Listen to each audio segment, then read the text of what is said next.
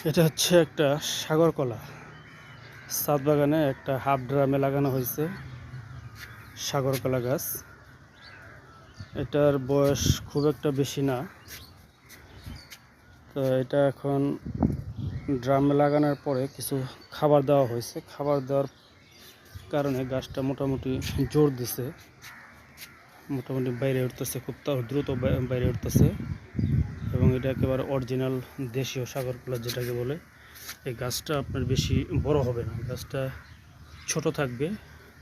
ছোট থাকা অবস্থায় গাছটাতে আপনার গাউর চলে আসবে বা কলার থোর চলে আসবে, এরকম আর কি একটা জাতের গাছ। এটা সাগর কলা কয়েক ধরনেরই আছে, নেপালি সাগর কলা আছে বা অন্যান্য দেশের সাগর কলা আছে, বাট এটা হচ্ছে আমাদের একদম দেশীয় অরিজিনাল সাগর কলা গাছ এটা।